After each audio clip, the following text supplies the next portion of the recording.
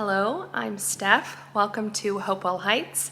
This is part one of a two-part video series all about canning food in order to preserve it so that it is shelf stable. When food is canned properly, it can be stored at room temperature for at least a year, and as long as the seal is intact, probably a lot longer.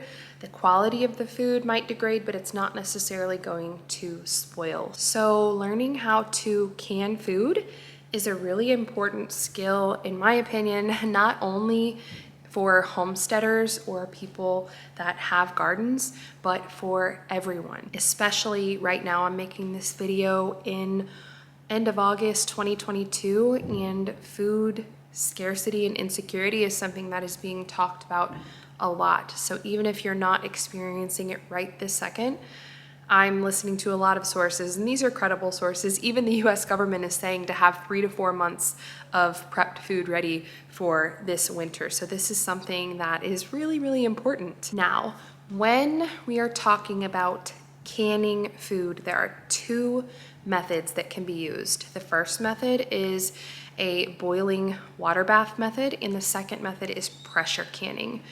Water bath canning is quicker and simpler. You don't need any fancy equipment. My second video will be on water bath canning. The second method is pressure canning. You guys can actually see my pressure canner. It's that silver thing right there behind me on the counter. That is what I'm going to be talking about and demonstrating for you today. A lot of times when I read about or hear people talking about canning, they compare water bath canning to pressure canning as a matter of preference. Like, oh, well, I prefer to water bath or I prefer to pressure can. But you guys, it's not a matter of preference. It is a matter of safety. Some foods have to be pressure canned. You cannot use a water bath canner for all foods. And what it boils down to when determining whether you need to water bath or pressure can is the acidity of the food that you will be canning. So high acid foods can be canned in a water bath. Foods like jams, jellies, chutneys, a lot of sauces like tomato sauces, anything that's pickled with, you've got your brine that has vinegar. Foods like that are high acid can be canned using the water bath method. Low acid foods must be pressure canned. So today I actually have, you can see here, I am going to be pressure canning green beans. I know these are not green, they're purple. Let me show you guys. These are Blauhilde pole beans. They actually turn green when you cook them. So when they heat up and process in the pressure canner and I take them out, they'll go in purple and then they come out green. It's pretty cool. My kids always love to see that part. But low acid foods like beans and meat, let's see what else. Root vegetables like carrots, potatoes, things like that, dairy products must be pressure canned. Pressure canning can seem really intimidating, and you have probably heard horror stories about using a pressure canner and it explodes and glass flies everywhere and everyone for 5 miles around perishes. But you guys, it is not that complicated, and as long as you use your pressure canner properly, then it is totally safe. So I'm going to be moving on to demonstrating how to pressure can, but before that I want to show you my pressure canner and go over some terminology, show you what the parts are called. One other note too, I will be using American jars, so just your typical like Kerr or Golden Harvest ball jars with lids and rings here, but you can use European jars like Weck jars as well, and they have a glass top. So the jar is glass, the top is glass. Weck jars, I would actually love to switch to using all Weck jars because every part of the jar is reusable, and the only thing that is touching food is glass, so it's a really good non-toxic option. But you guys, I'm balling on a budget. I'm gonna be real with you. I just cannot afford to replace my huge jar stash with Weck jars right now. Maybe someday. All right, I've got my trusty pressure canner here that I'm going to show you and tell you the names of all of the parts. This pressure canner, this is a Presto, and I love it. Presto is a really great brand. I will link it in the description below. This is actually a second generation Presto pressure canner. It was given to me by my Aunt Val, and I'm a very sentimental person. So I could probably buy a new pressure canner, but I really love my trusty old Presto pressure canner. In my next video, I will show you guys how you can use any really large, deep stock pot for water bath canning. However, for pressure canning, you need a pressure canner, okay? You do need this special piece of equipment in order to seal your food in and reach the amount of pressure and can properly. You can purchase pressure canners in different sizes. Honestly, since this was given to me, I actually don't even know what size this one is, but I believe the biggest one I've seen, and this is the one, I got my sister and her husband a pressure canner last Christmas, and it was a 23 quart. That is the biggest I've seen. I'm not sure if this is that or this is a smaller one, but just know that I think there are some different sizes. So your pressure canner is going to look like a very large stock pot. All of them come with a little, see this in the bottom? This comes out. It's just like a little tray that sits in the bottom, and you sit your jars on top of this before you begin canning. The reason is because your jars are glass, right? You don't want the glass to be touching the very bottom of your canner, because once it starts to heat up, that glass might shake and rattle just a little bit in there, and you don't want it to crack and break. Presto pressure canners will come with this little tray in the bottom. However, if for some reason maybe you acquire a pressure canner or yours doesn't come with that, I know that people have used canning rings and just layered those in the bottom. Let me show you. Okay, so canning rings like this, you could layer these. You could set these down. Just show you.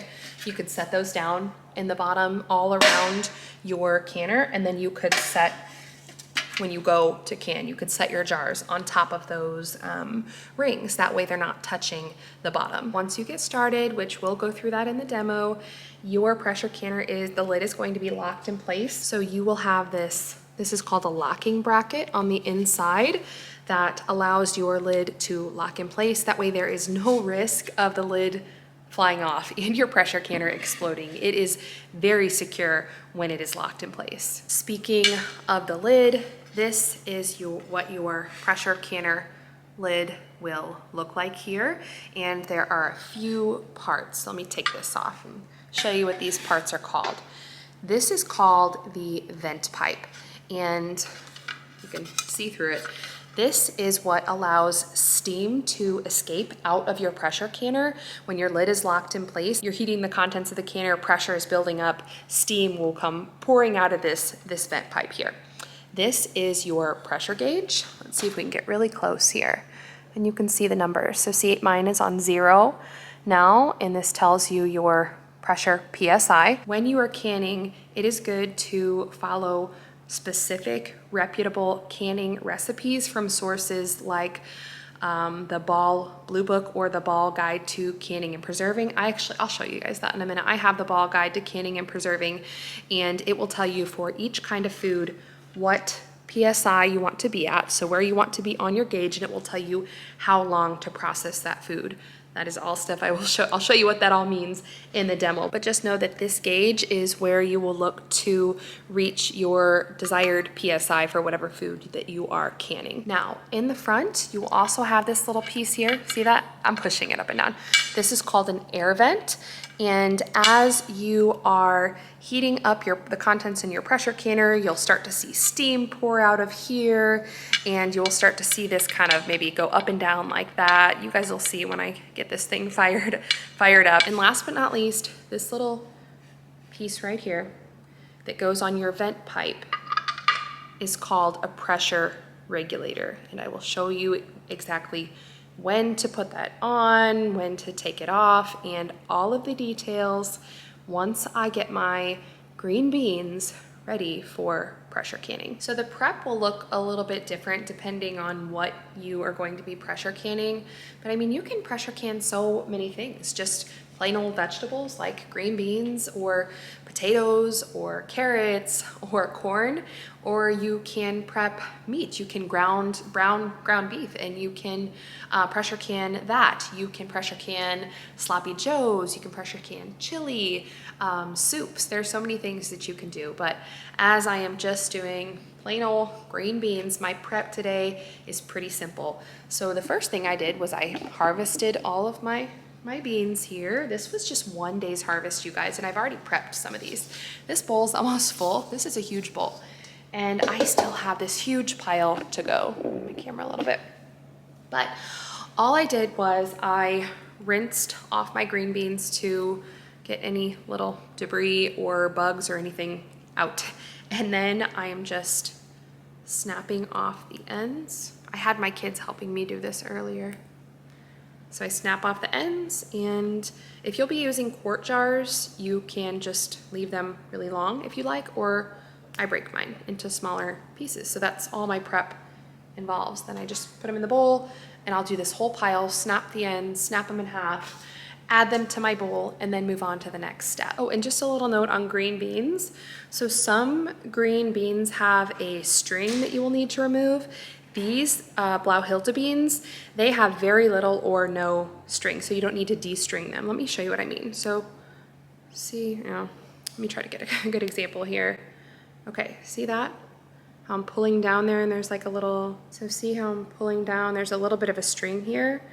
Some green bean varieties will actually have very thick strings, and you need to de-string them along both sides. Otherwise, when you cook them, that string will be very chewy and gross.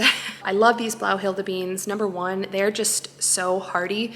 We've had hardly any rain this summer, and you see what kind of harvest I'm getting. They're very prolific. I also love that they don't really have a string, so I just have to snap the ends off, snap them in half, and I'm finished. As I was snapping my green beans, it dawned on me that I don't think I have many quart jars. In fact, I maybe only have one or two of these big quart jars, but I definitely don't have enough to fill my whole canner. And I had planned on canning my green beans in quart jars, but I'm gonna have to switch that up and use pint jars, and that's fine. I've got lots of these little pint jars, so the processing time will be just a little bit different. I was actually at the store yesterday, and I picked up some tiny little jelly jars, but I didn't realize that I needed quart jars. So I'm just going to have to make do today and do small pint jars of green beans. However, I do have a family of 6, and one of these little jars would not be enough for a meal. So whenever I want to have a meal with green beans, I'll probably have to open 2. It's not the end of the world, but I would have preferred to can these in quart jars. So when you're choosing the size of jar that you want to use in your pressure canner, that's what you need to consider, is how much will your family eat at one time, and then learn from my mistake here and make sure that you have plenty of the right size of jars that you want to be using. So I took a little break from snapping green beans to get a pot of water boiling on the stove. This is not my pressure canner. This is not what I'm using right here to can today. This is just water that is heating up, and here's why. There are 2 methods to canning green beans. You can raw pack them, or you can hot pack them. Now, raw packing is the quickest and easiest. All you do is you take your raw green beans that you snapped the ends off of here, and you just pack them into, okay, let me show you. Pack them into your jar. Pack your jar full. Hot packing involves blanching your green beans in boiling water prior to packing them into your jars. So the advantage to hot packing, and why I'm going to be doing that today, is it softens them up a little bit, and it allows you to fit more green beans inside of one jar. So especially, I was actually thinking about raw packing if I had quart jars, but especially since I'm going to be using pint jars, I want to make sure I can fit as many green beans in here as possible. So I am going to do that hot pack method. I'm going to blanch them for 3 or 4 minutes, guys. I will just put as many as I can fit into that pot for 3 or 4 minutes, and then I will pack these jars. We'll go through step by step on how I prepare my jars, but I just wanted to kind of show you what I'm doing right now, getting that water heated up, which you can totally skip if you want to raw pack your green beans. Now, while I'm at it doing a little bit of prep here, I might as well start heating up my pressure canner and my jars. So let's talk about using glass jars for canning. You may or may not be aware that when glass changes temperature too quickly, it can shock, causing it to crack or bust. So when you're thinking about canning, you know that your jars are ultimately going to go inside of your pressure canner with hot water and be heating up, getting very, very hot. So you actually want to preheat your jars. I am going to start with clean jars,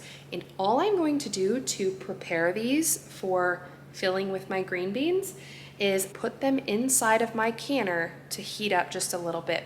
But before I do that, I need to add some water to my pressure canner. So let's do that really quick. If you have any experience with water bath canning, you will know that using that method, you totally submerge your jars. That is not what you want to do when you are pressure canning.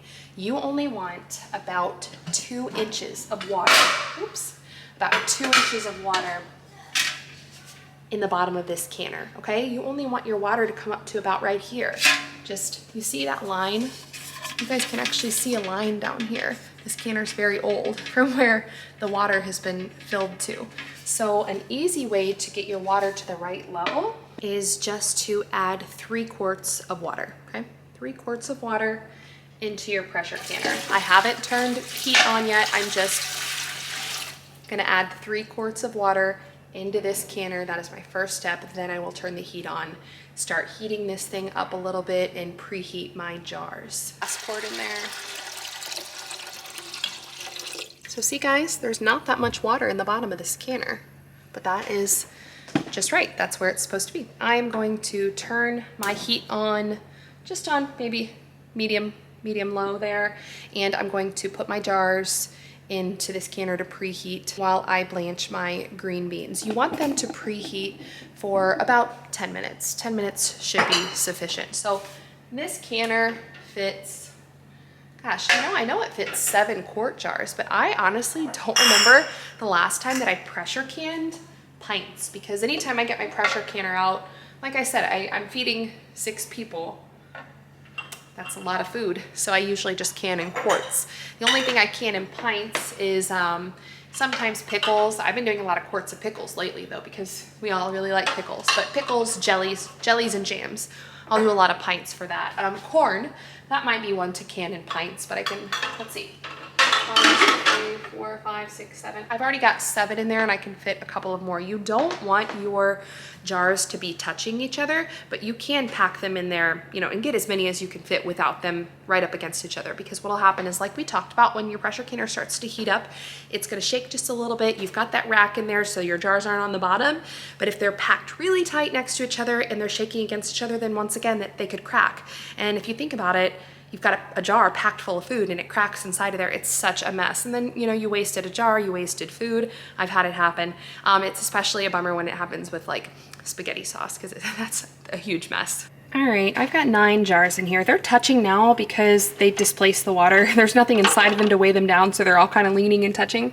That doesn't matter, because all I'm doing right now is just preheating these jars. So now I can get back to my green beans here that need to be blanched in boiling water before they're packed into those jars. For American canning jars, like your Ball and Kerr jars, you use these, got a little box here, little lids. This is the lid. This is a stack of lids here. Okay, it's got a sealing compound. That orange is a sealing compound. That's what seals to your jar and creates that vacuum seal. And then you also use rings, okay? So let me grab a jar and show you guys. The lids fit on top of here on the jar, and the rings screw on. We'll walk through that when we can our green beans. But what I wanted to talk about is preheating these 2 parts. So many people preheat the lids and the rings in a little pot of warm kind of boiling water on the stove prior to placing them on the jars to loosen up the sealing compound so that it ensures a good seal. I don't do that because it's actually not recommended. It's not that you're hurting anything. They've just determined that it actually doesn't increase your seal rate or decrease it. It's the same. So whether you preheat your lids and rings or not, you are going to get the same seal rate. So in my mind, I always want to save myself work wherever possible. And this is just an easy step to skip for me. So I've got my lids, just showed you I've got my lids and rings all sitting out here. They are ready to go. All right, I'm going to blanch these Blauhilde beans in boiling water for 3 or 4 minutes. And you guys will see they're very purple right now, okay?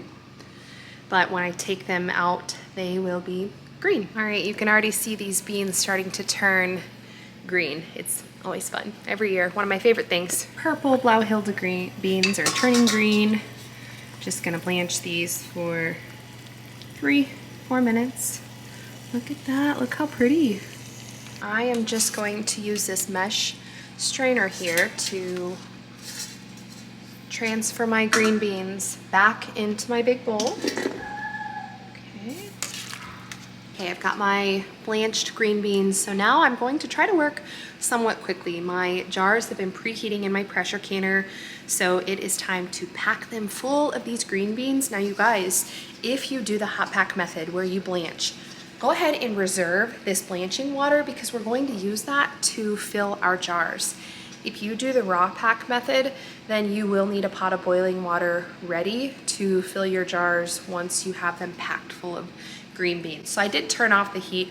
This water's really, really hot, this blanching water. I'm gonna let it sit there, get my jars out of my pressure canner. They're gonna be very hot and work very quickly, packing them full, adding my salt, topping them with blanching water, sealing them, and getting them back into the pressure canner. Before I get my jars out of my pressure canner to set on my counter, I'm going to lay down a kitchen towel because remember how we talked about glass shocking when it changes temps too quickly and potentially cracking or busting? The same thing can happen when you take a hot jar and set it on a cold countertop. I have soapstone, so any like granite stone type countertops are usually pretty cold. If you set your glass jars on there when they're really hot, then it's a good chance they're gonna crack or bust. So always set a towel down for your jars. That's when you're preheating, filling, letting them cool. Just keep a towel on your work surface. So let's see here, I've got another tool that is very, very handy and you will need whether you are pressure canning or water bath canning. It is called a jar lifter, okay? This is a jar lifter. My kids actually love to play with it. They think it's a toy. I don't know. This is another second generation tool. My Aunt Val gave this to me as well. So you guys, this thing has lasted forever. I think you can get plastic ones, but this is a metal one. I would just go ahead and invest. They're maybe like $7 or $8. I would invest in a good metal one because it will last a really long time. And while we're on the topic of canning tools and supplies, I know you can go on Amazon and get kits where they have the big wide mouth funnels, which I'll show you when I fill my jars. They have funnels, they have the jar lifter, there's lots of stuff in there, but it's usually all plastic. These kits are very cheap, but you get what you pay for. So plastic is not going to last as long. I do recommend, if you think canning is going to be something that you do quite a bit of, just investing in the stainless or the metal tools like the jar lifter and the funnels that you'll need for canning. All right, I'm just going to go ahead and use my jar lifter here to, let me show you, grab my jars one at a time. If there's any water in there, just kind of lift them and dump that out. And then I'm going to set them on my towel here and get them ready for filling with green beans. All right, I've got a teething baby here that just wants mama to hold him, so I've got him in the wrap so I can finish my canning because I need to work quickly. So this is the stainless big wide mouth funnel that I was talking about. I will link this in the description. You can also get, or no, it comes, I think, yeah, this comes in a set of 2 with a smaller one too that you could use on those really little bitty jelly jars and stuff. But I'm gonna go ahead and use this funnel when I'm packing my green beans. That way it just makes it easier. And when you're doing things like sauces or soups or things that might be messier, then you are definitely going to want one of these funnels to keep the rims on your jar clean. Green beans, it's not that big of a deal. I could probably skip the funnel and just pack them in here, and if some, you know, don't make it in there, that's fine. It's not going to make the jar messy, but I'm gonna go ahead and use my funnel anyway. Oh, that reminds me, as I was just holding up this jar, you always want to inspect the rim on your jar, and let me see if this will focus. Make sure that there aren't any little nicks or pieces missing. So you want a nice smooth edge on your jar. Don't use any jars that are damaged. All right, I've got all of my supplies here. I have got my lids, I've got my rings, of course I've got my green beans, my hot jars, and I've got salt. You will need a good quality salt. Make sure you don't use table salt. You do not want to use iodized salt. A lot of recipes will say to use canning salt, but it can be any good quality salt that is not iodized. This is Redmond's real salt. I actually buy Redmond's real salt by the bucket because when you make everything from scratch and you can and preserve, you go through a ton of salt. So I just get these big buckets and refill a jar of salt to keep out in my kitchen to use for canning, baking, and all sorts of things. So this should be enough salt to get me through on these little pints of green beans here. All right, so I am just going to start packing my green beans down into my jar, and I will be able to fit a lot more since they are blanched than if they were raw. One extra step, it just doesn't take too long, and then you can use that blanching water for filling these jars. So it's, you know, you would have had to bring a pot of water to a boil anyway, whether you do raw pack or hot pack with green beans. So pushing them down in there. I want to fit as many as I can in there. Okay guys, I'm gonna move my funnel to the next jar and show you here. I've got my green beans packed into this jar, and at the end I want to end up with about a 1/2 inch headspace. Headspace is the distance from the top of your contents to the top of the jar. So when I put my salt in here and then pour the boiling water over top, I want about a 1/2 inch headspace. You can get a tool to measure that. I just eyeball it, but for now, I'm going to just leave this setting here and work very quickly down my line, filling my jars, kind of like an assembly line. Then I will go through, add my salt, and top them with water. All right, I've got all of my jars here packed with green beans. I guessed about right. I ended up only needing 8 jars. I have 1 jar left over. I'll just set that to the side because I've got a whole nother round that I'm going to have to do. But I have all of these jars packed with green beans.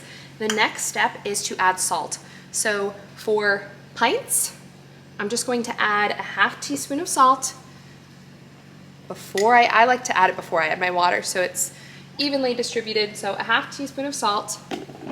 Now for quarts, I would add double that and just add a whole teaspoon of salt. So I'm gonna go through and do that to all of my jars. So another reason that I like to add my salt prior to adding water is I can tell if I skip one. If you put your boiling water in first and then add your salt, the water is going to dissolve that salt and you might accidentally skip a jar and end up with green beans that don't have salt in them. All right, I've got my boiling water here that I use to blanch my green beans.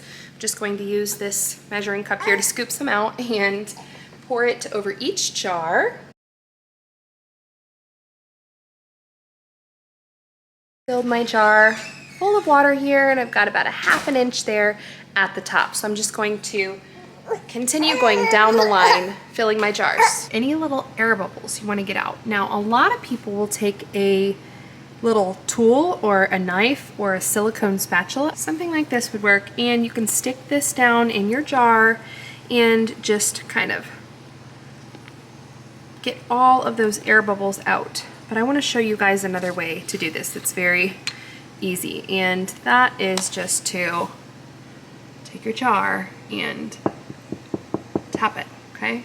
You tap it gently on your counter, any bubbles will rise to the top. All of my jars are full, so before I add my lids and rings, I'm just gonna take a damp washcloth and go around and make sure that all of my rims are clean. You want your rims to be clean and dry before adding your lids and rings so that you get a good seal. I have heard of people using a vinegar water solution to dip their washcloth in before they wipe their rims to make sure that the rims are sanitized, but I've never done that, and I don't ever remember having a jar that didn't seal properly. So now that my jars are clean, I'm going to add my lids to each jar. So just center the lid on your jar like that. And the next step is to take your rings and screw them on so they're just fingertip tight.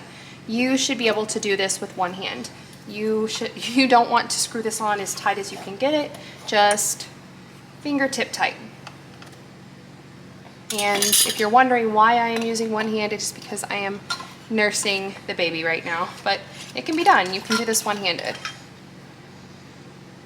So you're picking your jars up here with your jar lifter, setting them down into your canner one at a time, making sure that they are not touching each other. So I've got my jars in my canner there. Now it's time to put my lid on. Got my pressure canner lid here. I do not need this pressure regulator. I'm just going to sit this to the side right now, okay? We want nothing on that vent pipe, just the lid. So this lid does lock in place.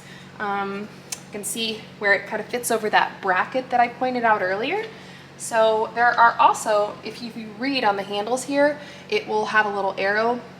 Yep, right there. It actually says open and close. I don't know if you guys can read it, but there's a little arrow that says open and close, and the arrows line up here so you know where to start your lid. So I've got an open and close arrow here and one here on my pot. I'm gonna line those up.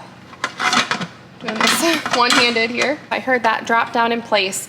Now I'm going to twist and line these two parts up on the lid and the pot. Once those are lined up, this is locked into place, okay? This lid is not going anywhere until I manually take it back off, but I'm gonna lock it into place there. I want to start heating up my pressure canner and watching for steam here on the vent pipe. So I'm gonna go ahead and show you guys here. I'm gonna turn this up. I've had it on medium low.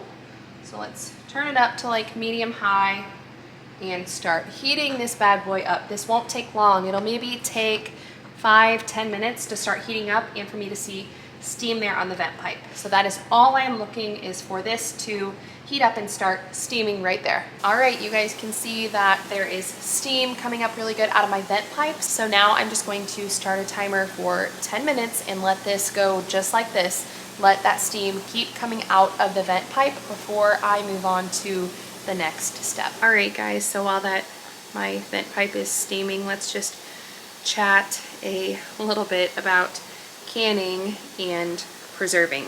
You, like I said when we started this video, you do not have to have a garden or a homestead.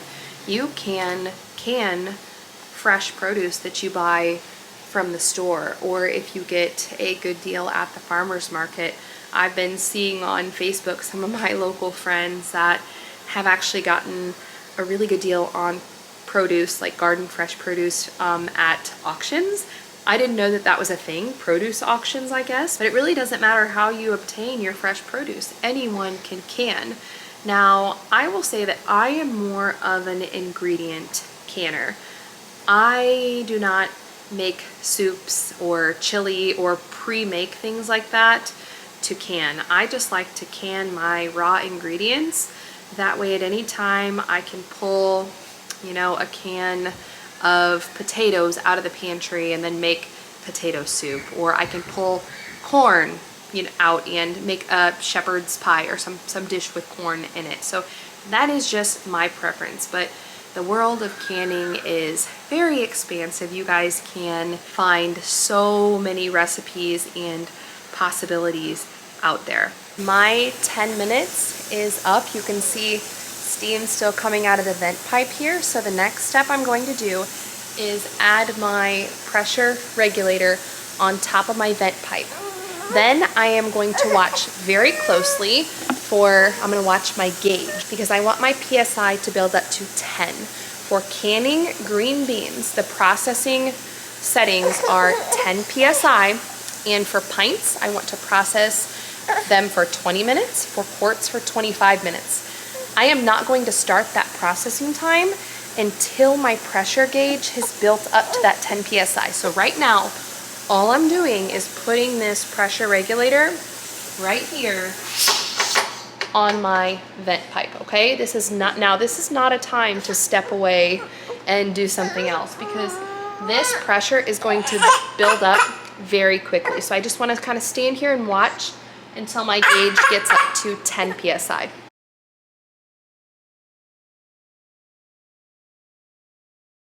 Now that my pressure is built up to 10 psi, I want to maintain it at 10. So I'm going to turn my heat down, but not too much. I have it on like medium high now, so I'll turn it down to maybe medium low. Once you reach the necessary psi for whatever food item that you are canning, that is when you begin your processing time. For green beans, like I mentioned, for pints, the processing time is 20 minutes. For quarts, it's 25. Since I have little pint jars in there, I'm going to start my timer for 20 minutes right now. If this is your first time pressure canning on your stove, you're going to want to stay pretty close and watch your gauge the entire time, because if at any time your little needle drops below the PSI needed for your particular food item, you have to start your processing time all over, which is a huge bummer, especially if you're pretty far into canning. If your needle is a little bit higher, like around 11 or 12, that's fine. You can just kind of mess with your heat and lower it a little bit to get it down to that 10 PSI. But like I said, you guys, you do not want your needle dropping below 10 at all. You want to maintain it as close as possible to 10 PSI throughout the entire processing time. I have a gas stove, and I know pretty much exactly where my little dial needs to be to maintain my proper settings on my pressure canner by now, because I've been doing this for about 5 years. But like I said, if this is your first time, just hang out, make yourself comfortable, and watch that gauge. I've got my timer set, and I feel comfortable enough to do a little cleaning here in the kitchen, do some dishes, and not watch the gauge the entire time. But like I said, if this is your first time, just pull up a chair, make yourself comfortable, watch your gauge, watch your heat setting, and get a good idea of where it needs to be to maintain the proper PSI for the entire processing time. I can hear my timer going off. My 20 minutes is up. So now I'm just going to turn my heat off, my processing time is over. Okay, so I'll show you guys turning my heat off. There's still lots of pressure inside of my pressure canner, so under no circumstance should you try to remove your lid right now. In fact, my pressure canner wouldn't even let me remove the lid if I tried until it's totally depressurized, meaning that it has cooled down and this gauge has lowered all the way back down until 0. So now I'm just going to walk away. You do not want to touch or remove this pressure regulator at this point. Just leave it in place. You might have heard of or seen people bleeding pressure off to get the gauge to lower down by lifting this regulator or taking it off so that all the steam comes out. Don't do that, guys. This is part of the process, letting your pressure canner depressurize with the regulator in place. So for this step, all that I did was turn my heat off. Once my 20 minutes, my processing time was up, I turned the heat off. Now I'm walking away. I will check back periodically and look at this gauge, and I won't move on and do anything else until it has gone all the way down to 0, meaning that all of the pressure is out. My pressure gauge is down to 0. Let me show you guys. So now it is totally safe for me to take my lid off of my canner and remove my jars. When you're taking your lid off of your canner, you always want to tilt it up away from you so you don't get a face full of smoke. See, that would have been really bad if I would have opened it toward me. So now I'm just going to use my jar lifter to remove my jars from the canner and set them on my towel on my counter to cool.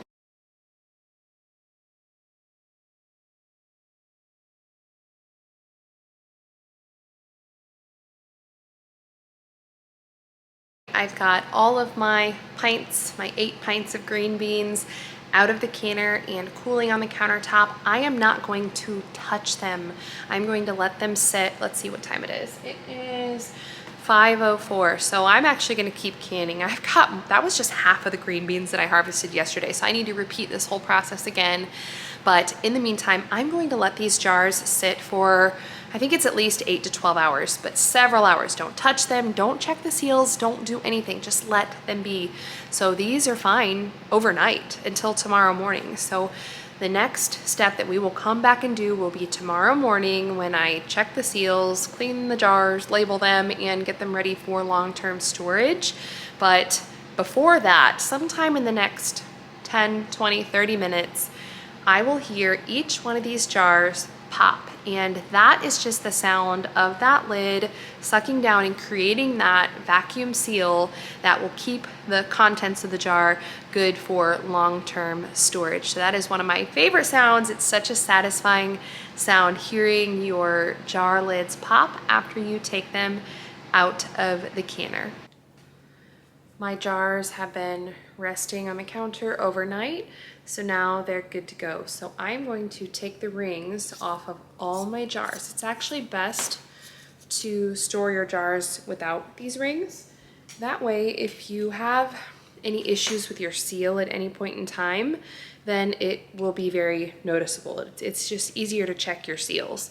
So I'm gonna check this seal by pulling up here, and if it was loose, it would come right off really easily, but this seal is just fine. My seals are intact. And then another way to check your seal is just to tap. So see, this isn't moving. I can tell that this is sealed properly, so this jar is good to go. It is now shelf stable for, I know some sources say after a year the food quality starts to degrade, but canned food can last a really, really long time when stored in a cool, dark, dry place. The last step is I'm just going to label my jars here. You always want to label your jars with the contents. This is really easy. I can tell that these are green beans. That's an easy one, but with some things like broths, if you want to know the difference between beef broth or chicken broth, you might want to label that. Different kinds of pickles or jams or jellies that might look pretty similar, then it's a good idea to label those things. However, all of your foods you're going to want to label with the date. So on here, I'm not going to write green beans because this is a small lid and I can see very clearly that these are green beans. But I am going to write the date, and I think it's 8/25, yeah, August 25th, 22. So there you go. This is labeled. My ring is off. It's ready to be stored. Now, when you are storing your jars, it is best not to stack them on top of each other like this, okay? Because they fit really well like this. You can stack a lot on top of each other, but when you do this, this puts pressure on the seal below it, and it could compromise that seal. I have done this. I actually have some canned stuff stored this way in my pantry, but it's stuff that I know I'll go through pretty quickly, and I only have it like because I am wanting my husband to build me some more shelves to put in my pantry so that I don't have to stack them. But anyway, you probably shouldn't do this because it's a huge bummer when you have a seal that gets compromised and you don't notice it, and then your food spoils and goes to waste. One thing you can do if your shelving that you're going to be storing your jars on is, you know, taller and you don't want to stack jars directly on top of each other, either put a layer of cardboard in between your jars or just put them in a box like this, okay? So I actually had this box from some little bitty jelly jars that I'd gotten, and I can fit some pint jars in here, so then I could stack this on top of some quart jars that I had, for example, and the cardboard would distribute the weight, so it's not going to compromise the seals the same way if you would have a jar sitting directly on top of another jar for a long period of time. Oh, another thing I wanted to mention is that once your jars have rested and you remove the rings, if you notice that you have any seals that did not seal properly, just put that food in the fridge right away and use it as soon as possible. You don't have to throw it out but get it in the fridge, use it as soon as you can. It's kind of a bummer, but it's not necessary. That doesn't necessarily mean that it's bad and you have to throw it out. On the other hand, if you are checking your jars in your pantry or your storage space and you find one with a compromised seal and you are not sure how long that seal has been compromised, then it is best to throw that food out because you have no idea how long that seal has been bad. I mean, I guess if you checked your jars every day, you would know, but I don't check mine every day and I have no plans on doing that. So that's one scenario where you would have to throw food out. This concludes part 1 of my intro to canning series. Part 2 will be on water bath canning, which is very simple, and like I said earlier, you don't need any special tools to do this. So I'm really excited to show you guys. So if you don't have what you need to start pressure canning, then water bath canning is a great place to start. Thank you guys for watching. Be sure to click subscribe and hit the like button before you go. I make new videos every week on motherhood, homesteading, and life on our farm. I will see you guys next time.